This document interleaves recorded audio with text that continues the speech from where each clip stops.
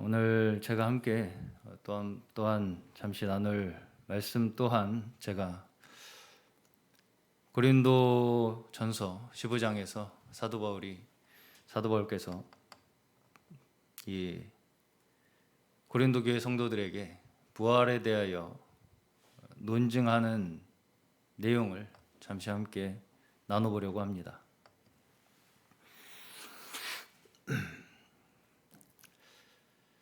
우리가 최근 TV 프로그램에서 특히 보시게 되면 그렇게 요새 이 남자분들에게 인기가 많은 프로그램이 뭐냐면요, 나는 자연인이다라는 프로그램이라고 합니다. 왜 그런지는 자연으로 돌아오고 싶으신가 봐요. 많은 남성분들께서. 네.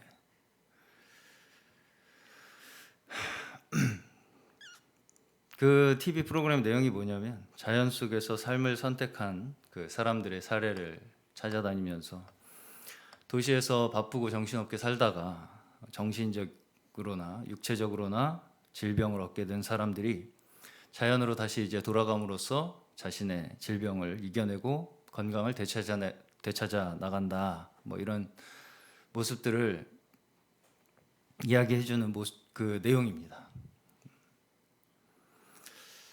뭐 이런 프로그램뿐 아니라 우리가 종종 기존의 자신의 생활을 접고 자신이 더 나은 삶으로, 더 가치 있는 삶으로 나아가기 위해서 기존의 것을 포기하고 새로운 도전을 하는 사람들의 소식도 우리가 종종 접하게 되죠.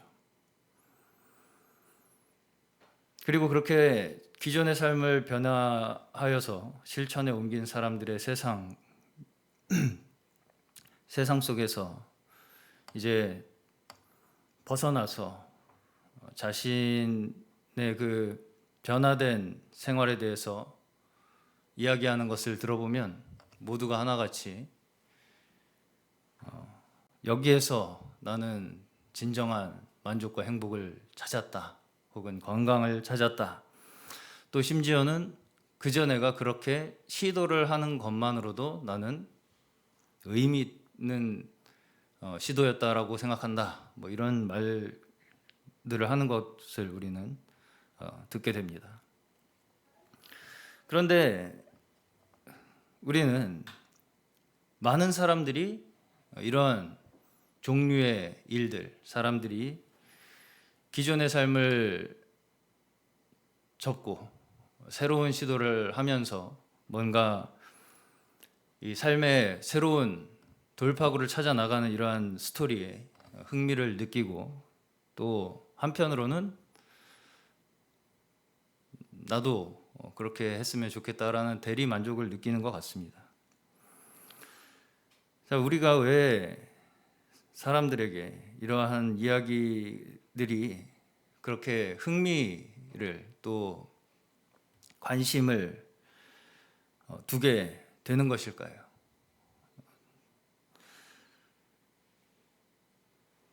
저는 이런 생각이 들었습니다. 지금의 우리의 삶에서 아마도 뭔가 만족하지 못하는 부분이 분명히 있기 때문이 아닐까, 그렇게 생각이 들었습니다. 그리고 자기가 지금 현재 살고 있는 그 삶에 만족하지 못하는 사람이 많을수록, 그러한 불만족이 많을수록 더 많은 사람들에게 이런 이야기들은 더 매력적으로 다가오겠죠. 자, 그런데 참 저는 의아한 것이 뭐냐면, 왜 사람들은 누군가가 그런 도전, 새로운 선택을 하는 것에 대해서는 굉장히 선망의 눈으로, 부러움의 눈으로 바라보면서 그렇게 했으면 좋겠다라는 것을 생각하지만, 왜 정작 자신의 삶은 그렇게 시도하지 못할까요? 사실은 무엇입니까? 그저 마음만 바꿔 먹으면 됩니다. 큰 것이 필요한 것이 없어요. 내 마음만 그렇게 바꿔 먹으면 되는데도 불구하고 그러한 변화를 실천에 옮기는 사람은 그렇게 많지 않은 것 같습니다. 왜 그럴까요? 왜 우리는 그런 것이 좋다는 것을 알면서도 실천에 옮기기가 그렇게 쉽지 않을까요? 왜냐하면 지금의 내 삶이 변화하기 위해서는 그것과 동시에 지금 내가 가지고 있는 여러 면들을 포기해야 할 것들이 분명히 거기에 동시에 존재하기 때문이죠. 그래서 저는 참 이런 모습들을 보게 되면 여러분들도 아마 종종 주변에서 이런 모습들 보신 적이 있으실 것입니다. 참 저 사람은 저것만 포기하면, 저것만 내려놓으면 그 삶이 앞으로 탄탄대로 다시 새로운 뭔가 시작이 뻗어 나갈 텐데 왜 저기에 그렇게 집착하고 있을까? 그런 의문들이 드는 인생을 만나본 경험들이 많이 있으실 거라고 저는 생각을 해요. 그런 것을 보면서 저는 과연 사람은 무엇을 위해 살아가는가? 우리는 무엇을 위해 살아가는가라는 생각을 많이 하게 됩니다. 모두가 어떤 면에서는 그렇습니다. 그렇게 사는 사람도 내가 이렇게 사는 것이 나의 삶이 더 나은 것이다. 내 삶의 질이 더 높아지는 것인 것처럼 생각하기 때문에 그냥 그런 하나의 나의 이제까지의 되풀이 되었던 삶을 정신없이 그냥 되풀이하는 데에서 인생의 거의 대부분을 보내게 되죠. 그런데 정작 내가 현재에 그렇게 나의 삶의 어떤 일정 부분을 내려놓지 못하는 것으로 인해서 지금의 나의 행복한 삶과는 거리가 멀게 된다는 것입니다. 그리고 결국은 어떻게 됩니까? 건강마저 잃게 되고 또 모든 가정 생활이 어려워지게 되고 그러한 결과들을 통해서 결국은 피치 못하게 생활이 변하게 되면서 그때서야 내가 뭘 위해서 살고 있는가 이런 생각을 때늦은 후회를 생각을 하는 것을 우리가 종종 보게 되죠. 이렇게 세상에는 외적인 조건들로 우리의 주의를 끌면서 심지어는 알아요. 내가 나는 이것 때문에 내 인생은 피지 못하겠구나라는 걸 내 스스로도 알면서도 뿌리치지 못하게 하는 그 힘이 이 세상 가운데 분명히 존재합니다. 이것을 우리가 먼저 깨달아야 해요. 나는 내가 내 의지대로 뭐든지 할 수 있을 것 같이 느끼지만 결코 그렇게 사는 사람이 많지 않습니다. 그저 심지어 내가 알면서도 뿌리치지 못하고 그저 그 세상의 어떤 흐름 가운데 그냥 끌려가고 흘러내려가는 그러한 삶이 대부분이라고 말씀드려도 과언이 아닐 거라고 저는 생각합니다. 동의하십니까? 네. 그런데 또 참 사람들의 마음속에는 무엇이 양립하고 있냐면 그럼에도 불구하고 그 속에서 내 삶의 가치를 찾고 싶어 해요. 내가 왜 이렇게 살고 있는지에 대한 의미를 발견하고자 하는 내면의 욕구 또한 그 가운데 양립하고 있다는 것이죠. 그렇다는 것은 어떻게 얘기할 수 있는 것이냐면 우리들의 삶, 우리들의 인생 속에서는 결국은 뭔가 서로 동시에 공존하지 못하는 것 그 두 가지가 항상 양립하고 있다고 말할 수 있는 것입니다. 뭔가 함께 우리가 존재할 수 없는 것을 우리 인생에서 항상 동시에 가지고 있다는 거예요. 우리 삶 속에서는. 자, 그 갈등이 우리 삶 속에 끊이지 않게 일어나고 있는데, 그 갈등을 빚는 근본적인 문제가 어디에서부터 온다고 생각하십니까? 이 풀리지 않는, 공존할 수 없는 두 가지의 요소가 어디에서부터 시작될까? 바로 삶과 죽음의 문제라는 것입니다. 삶과 죽음의 문제에서부터 우리는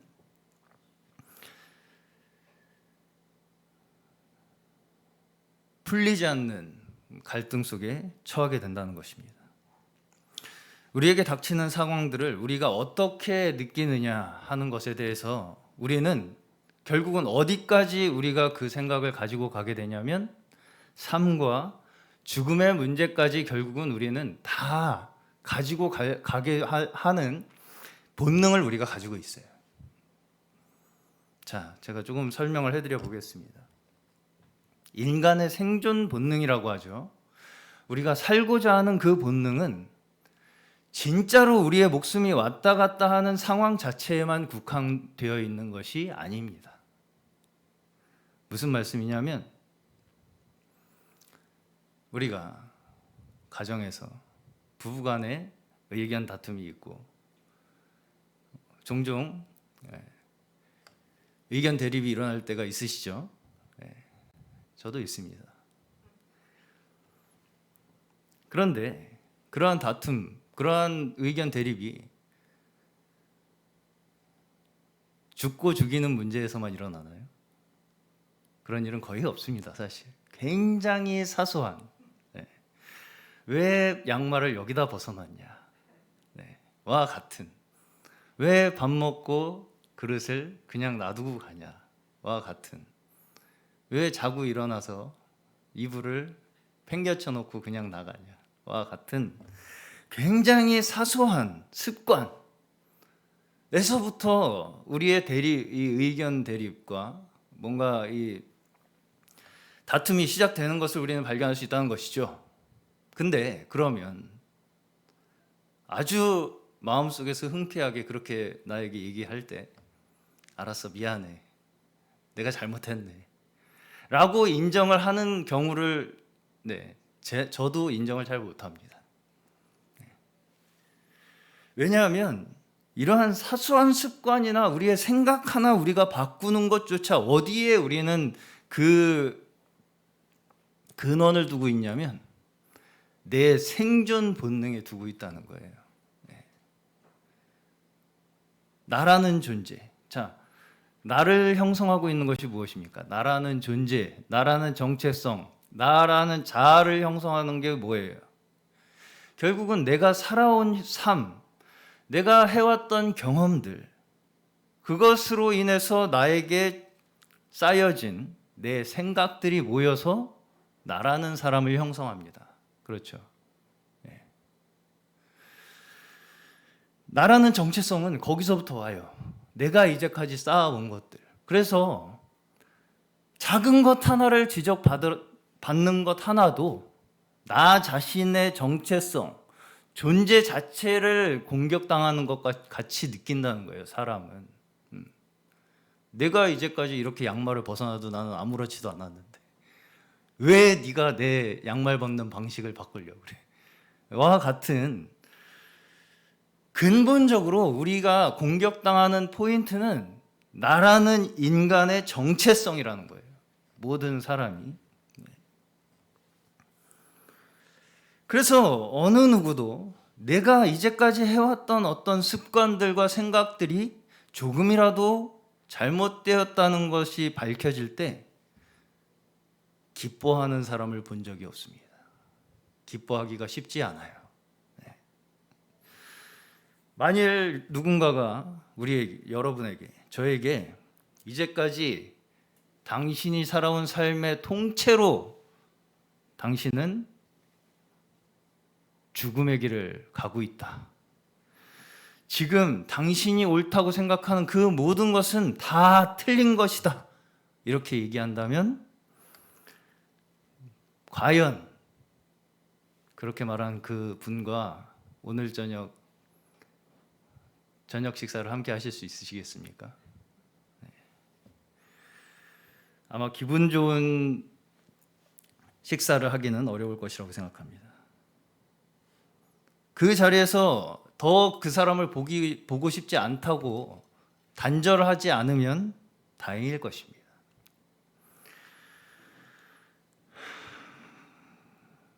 특히 우리가 어린 아이들에게서부터 이런 우리 인간 본성을 굉장히 직접적으로 볼 수가 있는데요. 우리 어른들이 보기에는 굉장히 어처구니 없는 행동, 그런 행동에 대해서도 아이들은 자신의 고집을 좀처럼 꼭 꺾지 않습니다.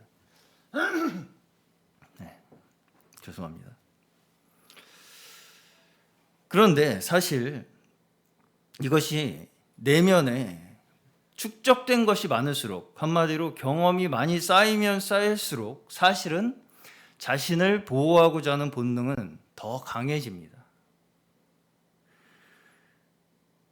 다만 어른들 나이가 먹을수록 사회적으로 내 그 반응들을 잘 숨기는 걸 배워요. 내가 그렇게 생각하고, 그러니까 이 사람의 나에 대한 지적이 기분 나쁘지만 그걸 잘 숨길 줄을 알게 되는 것뿐이지, 사실 그 내면에서의 성벽은, 나를 지키는 그 성벽은 더 굳건해지는 것이 우리 인간의 모습이라는 것이죠. 그리고 그 모든 것이 어디에서부터 오느냐? 결국은 자신의 존재를 위한 생존의 본능에서부터 나온다는 것입니다.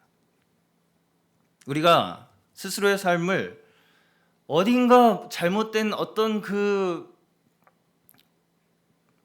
이 모양 방식 속에서 바꾸고 싶지만 그렇게 시도하지 못하게 하는 것, 우리의 삶을 바꾸지 못하게 이렇게 뒤에서 자꾸 잡아 끄는 그것이 결국은 무엇입니까? 나의 생존 본능이라는 거예요.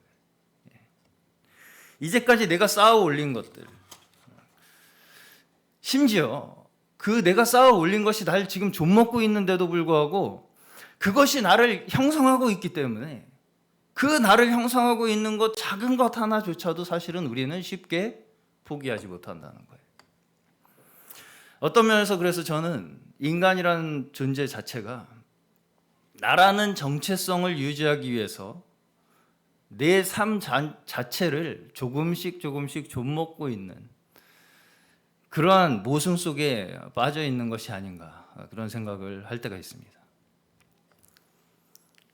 자, 근데 분명히 제가 서두에서도 말씀을 드렸지만 어떻게 한순간에 그러한 이 생각의 변화로 삶의 행복과 가치를 위해서 생활의 방식을 바꾸는 사람들이 있습니다.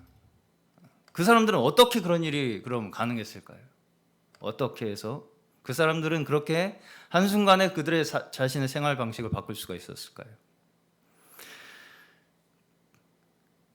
대체적으로 우리가 공통점을 생각해 보면 내가 지금 가지고 있는 내 정체성, 이것보다 더 내 생존에 있어서 중요하게 여겨지는 것이 눈앞에 닥쳐 있기 때문이에요. 그래서 지금 내가 이제까지 중요하게 생각했던 그러한 어떤 뭔가 조건들, 이런 것들이 조금 부정된다 할지라도 이대로는 안 되겠다라고 하는 그 절박함이 그들에게 있었기 때문일 것입니다. 어떤 면에서는 이 세상에서 가졌던 안락함, 혹은 가지고 있었던 재물들, 혹은 가지고 있었던 명예들이 내 존재, 내 생명을 유지시켜 주는데 사실은 필수적이 아니었다는 것을 어느 정도 자각하기 시작했다는 것이죠. 자, 우리는 일반적으로도 어떻게 하냐면요. 좀 힘들면, 마음이 힘들고 삶이 이렇게 빡빡하다 이렇게 싶으면 뭘 하고 싶어 합니까? 여행을 떠나보고 싶어 합니다. 여러 가지 일상에서 벗어난 일들을 통해서 우리는 삶의 활력소를 찾고자 합니다. 자, 우리가 이러한 것들이 물론 생활의 리프레시를 줍니다. 네. 그러나 이러한 생활의 작은 변화가 우리에게 이렇게 하는 것이 우리의 마음에 뭔가 작은 변화를 일으키는구나 라는 어떤 하나의 단서를 줄 수 있을지는 몰라도, 자, 여행 갔다 오면은 그 여행 갔다 온 마음이 쭉 유지가 됩니까? 안 되죠, 절대. 또 가야 돼요, 여행은. 네. 다시 늘 원래대로 돌아가요. 다시 늘 원래대로 다시 돌아가는 자신을 발견하게 되고, 또 다른 변화와 또 다른 재충전을 우리는 늘 필요로 하게 됩니다. 자, 그러면 우리는 뭘 알아야 하겠습니까? 어디에서부터 이 문제가 시작되었는지, 이 근본적인 원인이 무엇인지를 우리는 알아야 근본적으로 우리는 이 굴레에서 벗어날 수가 있게 된다는 것이죠. 사실은 근본적인 원인이 해결되지 않으면 어떤 외적인 변화도 사실은 근본적인 이 해결을 우리에게 주지 않는다는 것입니다. 그리고 오늘 저희가 함께 읽은 고린도전서 15장의 말씀에서 이것에 대한 근본적인 원인을 이야기하고 있습니다. 모두 아시다시피 고린도 교회의 상황은 매우 혼란스러운 상황이었어요. 그러나 이들은 분명히 사도 바울에 의해서 복음을 들은 자들이었습니다. 15장 1절에서부터 사도 바울은 분명히 나는 너희들에게 복음을 전했고 너희들이 그것을 굳게 지키고 헛되이 믿지 않았다면 구원을 받을 것이다 라고 말합니다. 최소한 그들은 복음을 듣고, 사도 바울이 전한 복음을 듣고 그것에 동의하여서 모인 자들이라는 것이죠. 그런데도 불구하고 왜 이런 이들 가운데에, 이 고린도 교회 성도들 가운데에 이렇게 너무나 혼란스러운 문제들이 계속적으로 발생할까? 그 원인을 들여다보니까 결국은 문제가 어디에 있었냐면 복음 진리에 대한 믿음에 결국은 그 근원에 문제가 있었다는 것입니다. 우리가 아무리 내가 복음을 안다, 또 교회에 나와서 예배를 드린다 라고 말할지라도 이 복음 진리에 대한 명확한 믿음이 우리에게 없다면 여전히 우리는 이 복음의 능력 밖에 있는 자들이 될 가능성이 얼마든지 있다는 것이죠.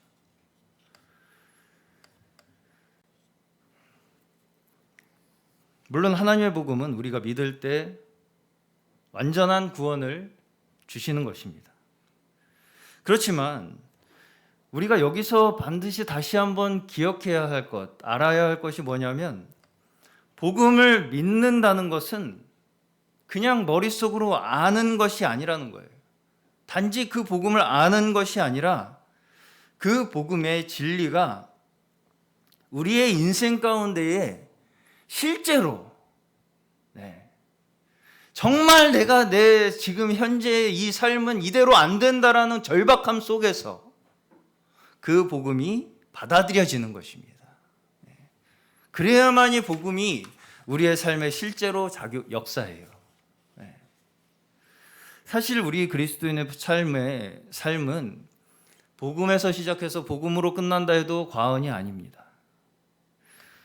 일단 그 복음이 우리의 마음속에 정확하게 뿌려진 사람에게는 분명히 그 열매로서 변화된 삶이 우리의 삶 가운데 나타나게 됩니다. 그러한 변화는 우리가 스스로 만드는 것이 아니에요. 복음의 본질이신 성령님께서 우리 안에 내주하심으로써 가능한 것입니다. 그런데 왜 이렇게 성령의 복음의 열매가 나타나는 것이 아니라 자꾸 죄의 열매가 나타나고 육체의 열매가 나타날까요? 결국은 복음에 대한 근본적인 믿음에 관한 문제라는 것입니다. 그래서 우리가 종종 이런 얘기 잘 하기도 하고 듣기도 하는데요. 믿음이 부족해서, 제가 믿음이 부족해서요, 제가 믿음이 약해서요, 이런 이야기를 자기를 변명하는 이러한 이 뉘앙스의 말을 듣고는 하는데, 사실은 이러한 믿음이 부족하다는 말, 믿음이 약하다는 이러한 말이 사실은 그렇게 가볍게 할 수 있는 말이 아니에요. 왜냐하면 근본적으로 내 마음속에 이 복음의 말씀이 진정으로 심겨져 있느냐를 이야기하는 말이기 때문입니다. 그리고 그것은 어디까지 문제가 됩니까? 결국은 내가 정말 진정 구원받은 자인가의 문제까지 도달하게 되는 것입니다. 그렇기 때문에 우리 그리스도인에게 있는 이러한 근본적인 문제들에 대해서 그저 우리가 제가 좀 믿음이 약해서요 라고 하는 그러한 말로 결코 넘길 수 있는 그러한 내용이 아니라는 것입니다. 주제가 아니라는 거예요. 다시 한번 우리는 그때마다 어디로 가야 하냐면 복음의 원점으로 돌아가야 합니다. 그렇다면 복음이란 무엇이겠습니까? 3절과 4절에서 간단하게 요약하는데, 그리스도께서 우리 죄를 위하여 죽으시고 장사 지낸 바 되었다가 성경대로 사흘 만에 다시 살아나사. 이 한 문장이 사실은 복음의 핵심입니다. 그런데 왜 그리스도께서 우리 죄를 위하여 죽으신 것이 우리에게 복음이고 주님께서 살아나신 것이 우리에게 복음일까요?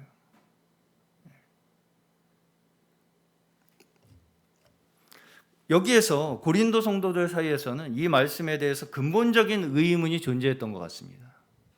무슨 의문이냐면 어떻게 사람이 죽었다가 살아나느냐. 인간적인 시각에서는 사실은 이해가 쉽지 않은 일이기 때문이죠. 이것에 대해서 사도 바울은 여러 가지 논거를 가지고 그리스도의 부활을 증거하고 있습니다. 여기 보시면 이 부활을 어떻게 증거합니까? 처음부터 어떤 논리로 증거하지 않습니다. 500여 형제들에게 나타나셨고 그 당시 태반이 아직도 살아서 그 사실을 증거하고 있고 그 후에 야고보와 모든 사도에게 맨 나중에 자신 또한 부활한 주님께서 보이셨다 이렇게 이야기를 하고 있어요. 자, 우리가 부활에 대해서 어떤 논리로 접근할 가능성이 크다는 거예요.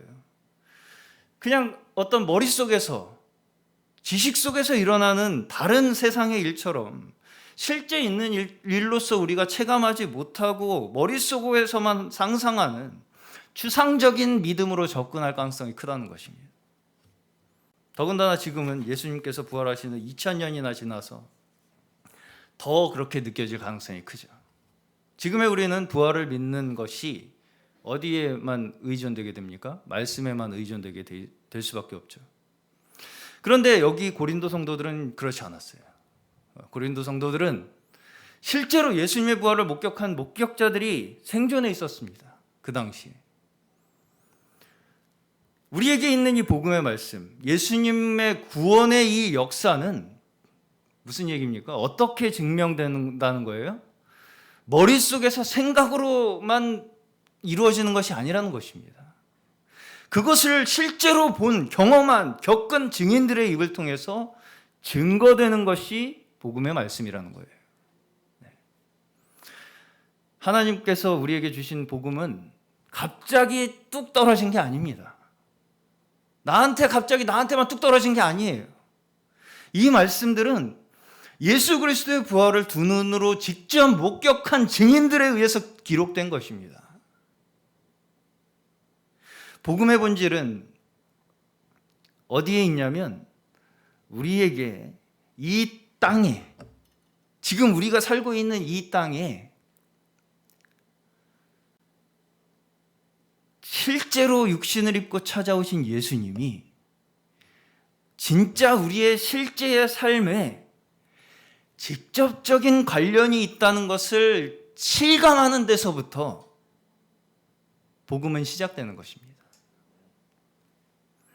그렇기 때문에 이 복음은 저는 개인적으로 현장감이 중요하다 이렇게 생각합니다.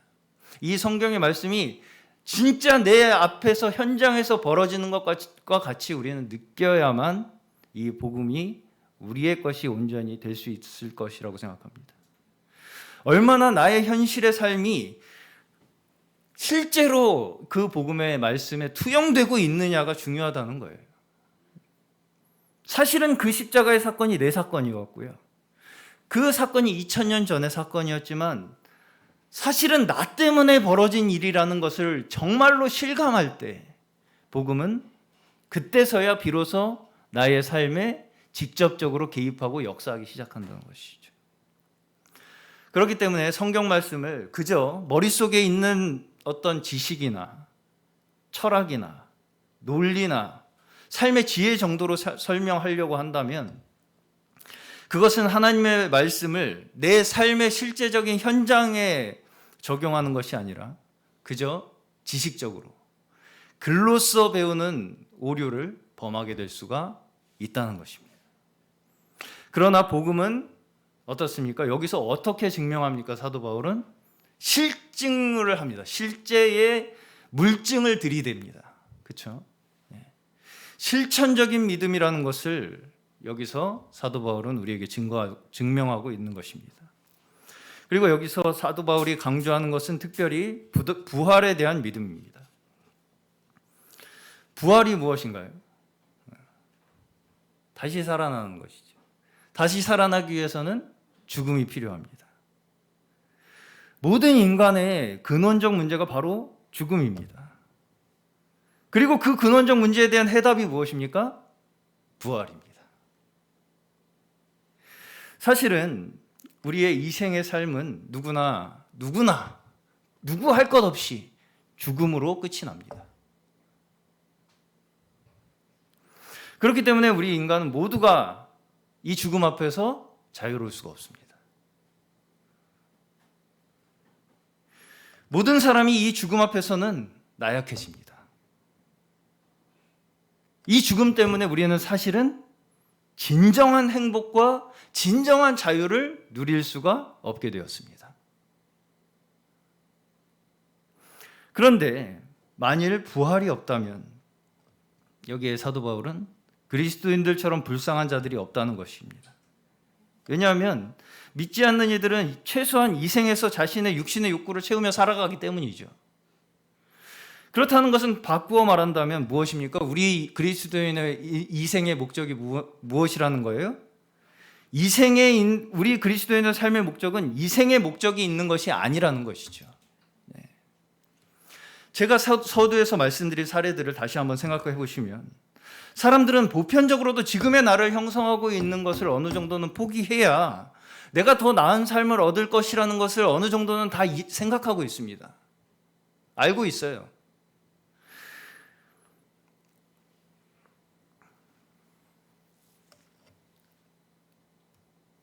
그런데 실제로 현재 자신의 삶의 방식을 포기하고 새로운 것을 선택하는 사람들, 그 사람들에게 있어서는 어쩌면 그 선택이 마치 내 목숨을, 내 존재를 포기하는 것과 같은 것일 수 있다는 것입니다. 그렇지만 진짜 문제는 내가 아무리 외적으로 좋은 환경의 삶을 산다 할지라도 결국 죽음이라는 이 근본적인 문제에 대해서는 누구도 속 시원한 답을 줄 수 없다는 것이죠.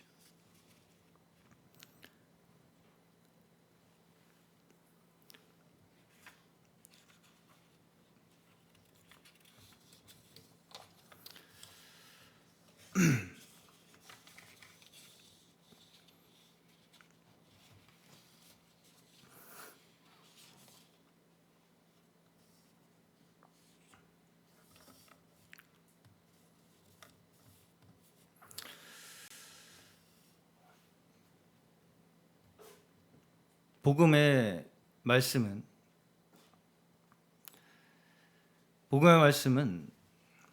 우리의 삶을 실제적으로 변화하기를 촉구합니다. 지금 우리의 삶의 방식을 바꿔야 한다고 말하고 있는 것입니다. 복음은. 자, 그럼 어떻게 변화되어야 할까요? 어떻게 변화된다고 말합니까? 31절, 오늘 읽은 본문 마지막 절에서 사도 바울은 뭐라고 고백하냐면 날마다 죽는다고 고백합니다. 날마다 죽는다. 왜 날마다 죽는다고 말했을까요? 우리의 죽음은 결국 죄로 인한 것이죠. 아담 한 사람이 범죄함으로써 모든 인류에게 사망이 있게 되었습니다. 그렇기 때문에 우리 죄의 문제가 해결되지 않는 이상 우리에게 있는 이 근본적인 죽음이라는 이 문제는 해결할 수 있는 문제가 아닙니다. 그런데 우리 스스로 해결할 수 없는 이 문제를 예수 그리스도께서 십자가에서 해결해 주셨다는 것입니다. 이 죽음의 문제를. 어떻게 하셨습니까? 죄에 속한 옛사람과 함께 우리를 십자가에 함께 못 박히신 것입니다. 그렇기 때문에 하나님 편에서는 우리의 이 죄에 속한 육신 또한 이미 끝난 것입니다. 그래서 이 하나님의 편에서 그 믿음 안에서 바울은 자신의 육신적 생명이 이미 죽었다고 여긴 것입니다. 그렇기 때문에 사도 바울은 실제로 그냥 말로만이 아니라 실제로 매일이 죽음의 삶이 되는 것입니다. 자신의 이생의 삶은 이미 심판받았어요. 그리고 첫 열매로 부활하신 예수님께 우리 모두가 그 십자가에 속한 자들로서 함께 다시 주님과 함께 부활하게 될 것을 믿는 것입니다. 그리고 이 부활 생명이야말로 우리의 모든 문제를 근본적으로 단번에 해결해 줄 것이기 때문에 이 땅에서 우리가 잠시 가지고 있는 것들을 기꺼이 버릴 수 있는 용기와 도전을 우리에게 주는 것입니다.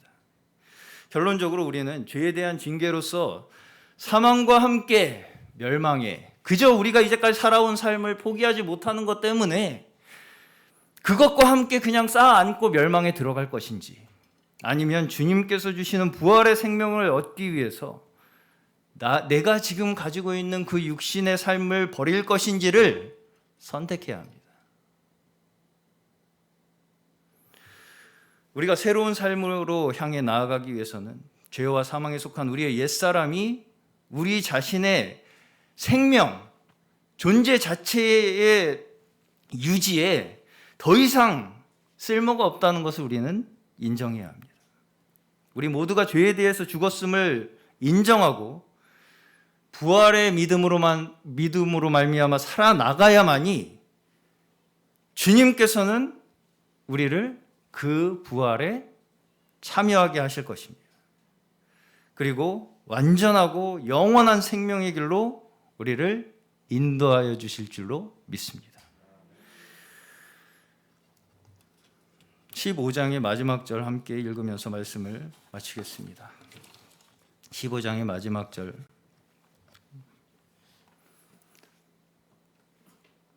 네, 58절입니다. 그러므로 내 사랑하는 형제들아 진들리지 말고 항상 주의 일에 더욱 힘쓰는 자들이 되라. 이는 너희 수고가 주 안에서 헛되지 않은 줄 알미라. 아멘.